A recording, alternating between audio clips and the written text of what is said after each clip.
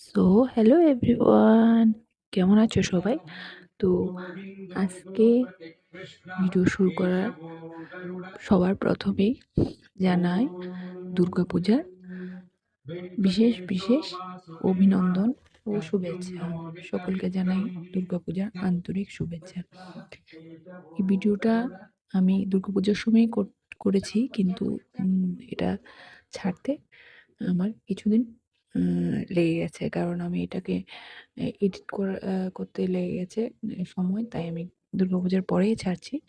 তো দুর্গাপুজো তো পার হয়ে গেছে, কিন্তু এখানে দেখো কিছু কিছু প্যান্ডেল, কিছু কিছু দুর্গা মার মূর্তি যেগুলো আমি তোমাদের দেখাচ্ছি, যেটা আমাদের বাড়ি থেকে কিছু দূরত্বেই হয়েছিল। আমাদের স্থানীয় প্যান্ডেল দেখতে কেমন হয়েছে জানাবে। এখানে আমি কিছু কিছু প্যান্ডেলের ডেকোরেশন আর মূর্তি তোমাদের সাথে শেয়ার করছি। দেখে জানিও কেমন হয়েছে। এর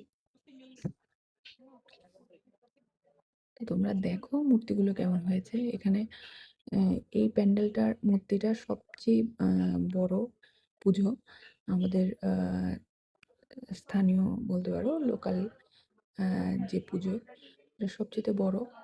তো আমার এই মূর্তিগুলো খুবই ভালো লেগেছিল। এই প্যান্ডেলটা দেখো, এটা সবচেয়ে বড় প্যান্ডেল বলবো।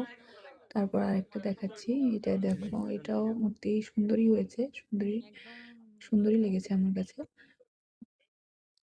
এই প্যান্ডেলটা এই এই প্যান্ডেলটার থিম ছিল নারী শক্তির উপরে। এখানে দেখো বাইরে অনেকগুলো পোস্টার লাগিয়েছে, অনেকগুলো লেখা আছে নারীরা যে অধিকার, এটার উপরে।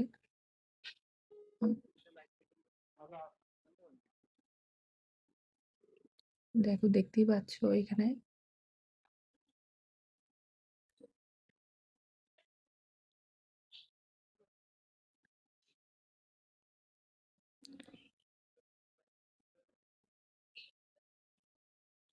তো কেমন লাগছে দেখো, জানিও। এখানে দেখো এই মূর্তিটা, এটাও গ্রিন কালার উপরে এটা ডেকোরেশন করেছিল। আমার খুবই এটাও ভালো লেগেছিল, এবং উপরের যে সাজটা, মায়ের যে মুখটা, এটা খুবই সুন্দর লেগেছিল। তারপর চলে গেছে আরেকটা প্যান্ডেলে। এখানে এই প্যান্ডেলটার থিম ছিল অপারেশন সিন্দুর। অপারেশন সিন্দুরের উপরেই এখানে এই প্যান্ডেলটার থিম করেছিল। এখানে দেখো মায়ের মূর্তিটা এখানেও খুব সুন্দর হয়েছিল। তারপরে চলে গেছি আমরা কালীবাড়ি। আম, এখানে কালীবাড়িতে যে প্যান্ডেলটা করেছিল, ওই প্যান্ডেলটাও সুন্দরই হয়েছিল।